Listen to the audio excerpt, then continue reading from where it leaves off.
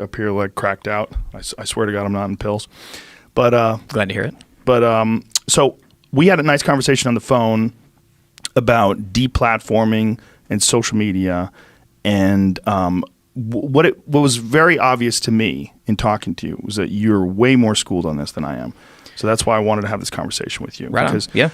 part of what was like, I re-listened to my podcast with Jack, and you had a good criticism of it. I agree with a lot of what you said. First of all, I agree that it was kind of boring. Yeah. And it was, I think, for many reasons, it was my fault. I don't think I prepared enough for it, and I also don't think I understood the magnitude of how other people felt about deplatforming on Twitter and all social media, YouTube, and all these different things, and what the ramifications are, and how much this means to people to have very clear and obvious free speech outside of very egregious examples of like threats and doxing and things like that, which I think we can all agree, right? I think this problem might be one of the worst problems we're facing right now politically. Yes. You know, the Twitter is where public discourse is happening. It's where journalists are, and this is a problem, sourcing a lot of their stories. Yes. So if you have somebody who's completely removed from public discourse, that's exile. You know, I can imagine why some people kind of lose their minds when that happens. And I think going into that conversation with him, well, that's what I wanted it to be. That's why I don't really interview people. I kind of have conversations with them. Yeah. Occasionally we have disagreements and we talk about things, and but it's not, I don't have like a mandate. The only thing I wanted to get out of the conversation is I wanted to find out what it was like to start that organization, and to have no idea when you were doing it that it was going to be essentially like one of the most important distribution avenues for information. An activist buddy of mine asked me if I knew why people smash windows, smash Starbucks. It's not because they think they're going to cause damage. It's because they want to strike a symbol down of something they view oppresses them. Jack Dorsey is that symbol to a lot of people. And, to see, what I was saying earlier is I think a lot of people look at you as, you're like a real dude. Your conversations are real. You're not one of these fake news journalists that people are very critical of, that feel they're biased or have an agenda. So when you sit down with Jack Dorsey and doesn't go anywhere, people then feel like the last person who's not supposed to let us down. You know what I mean? Yeah. And I felt they hate you it. twice as much. I felt it, and I noticed that I got, more hate for that one than probably anything that I've ever done.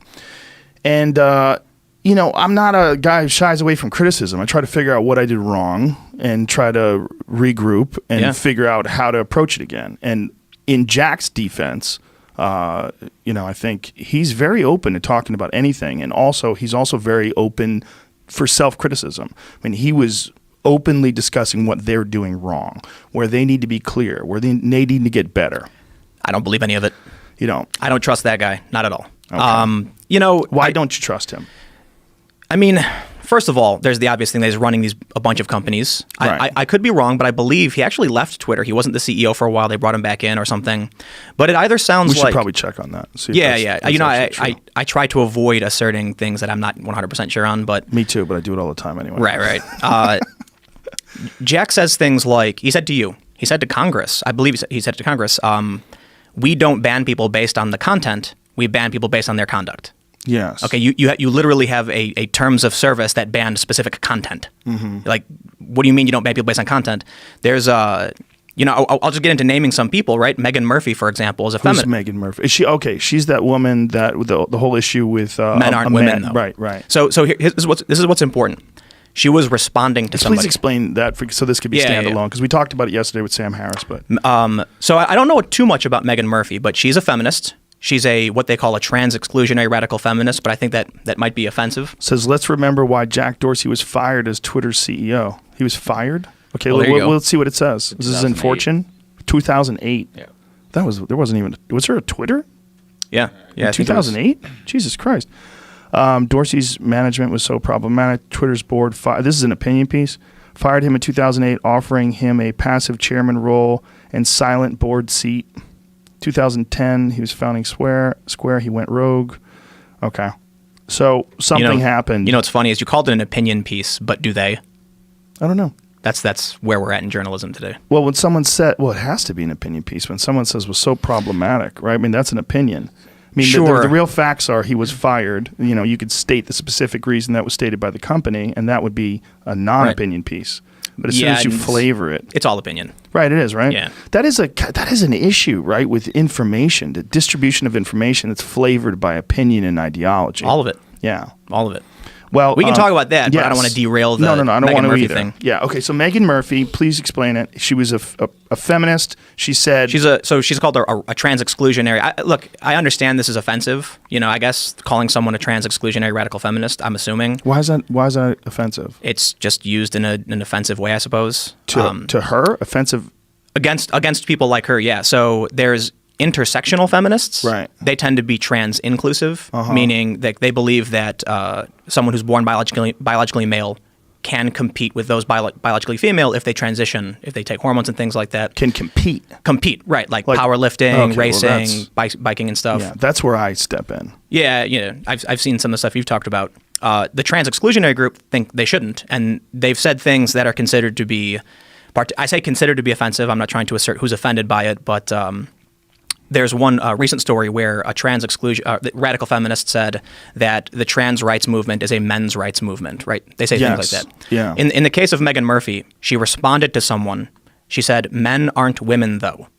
That's not harassment. Right. That was a conversation with somebody else. Well, it's also a fact. She was permanently banned. Well, that's crazy. Right. That's saying content. Men aren't women. Okay, out of context, just say it right there. Men aren't women. Who the fuck's going to argue with that? Well, but then when you say trans people, okay, now you're into gray area. But actually, but the statement "men aren't women," I mean, you'd have to take it in context, right? Right. But this is where we start getting into the nitty gritty of, I guess, left-wing ideologies. The culture war. Yeah. If you go on Wikipedia and you look up man, it will tell you a man is an adult human male. Right. But if you look up trans man, it will say a trans man is a man. And so the trans section of Wikipedia is at odds factually with the man section. So the reason I bring this up is that when it comes to Twitter, then we can clearly see the bias. Twitter says you can't misgender someone, and presumably that's why Meghan Murphy was banned. Okay, that's a left-wing ideology. Right, but that's not. Was she talking about a specific human? I think she was. I think they were having a conversation about somebody. I don't know the full details. But I got to say, look. Right now, people are being banned or suspended for saying "learn to code."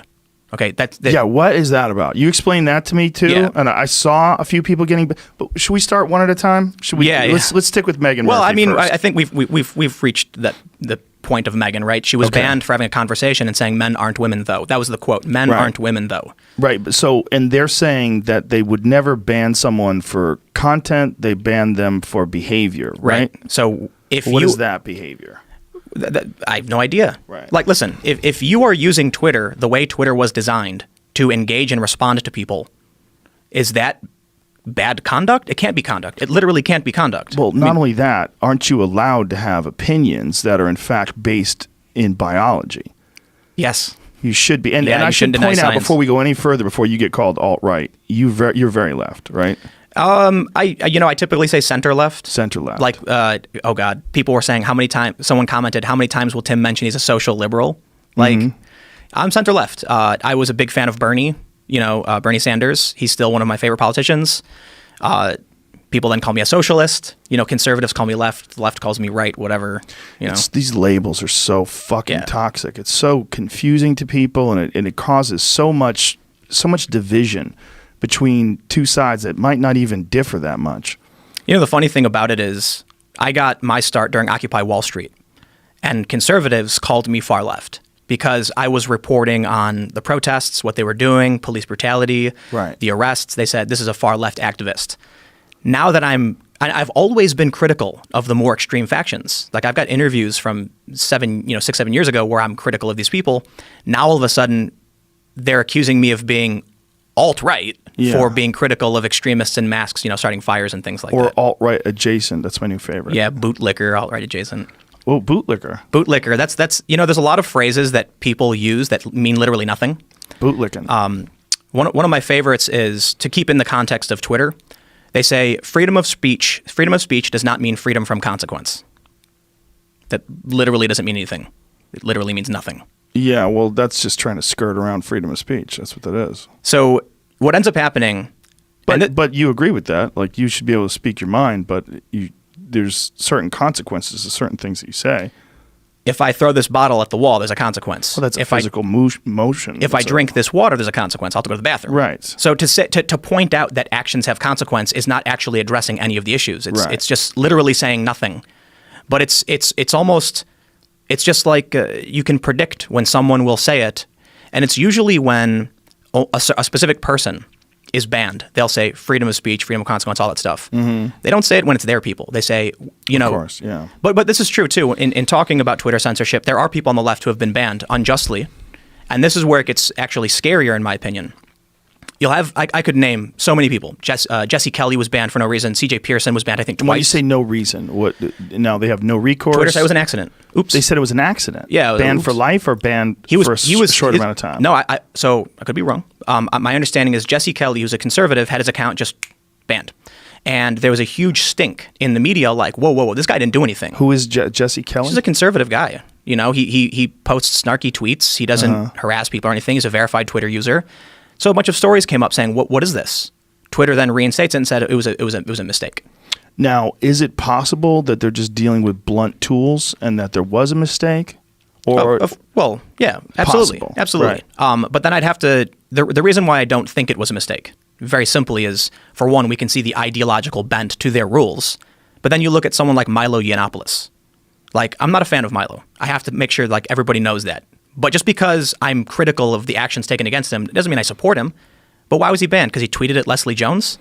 Right. And the idea was that his tweet caused his fans to attack her, which I think that's a stretch. That's just ridiculous. He didn't say go get her. He didn't say attack her. He was just tweeting at her. Yeah, and you know, what did he call her? Ugly? Did he say something like that? He was insulting her. I think he called her ugly. Well, he was mocking this feminist version of Ghostbusters. Right. That's what he was doing. He was talking. It was like a critique of the movie.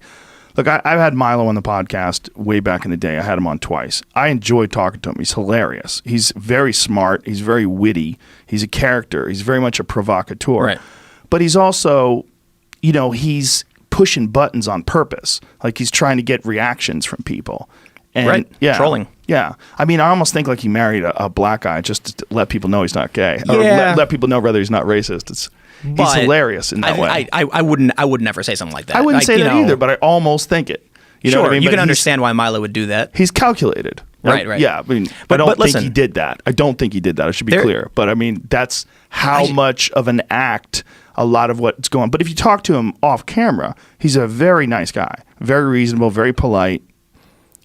I don't trust them. I'm not a big fan. You know, he fat shamed a dude at the gym.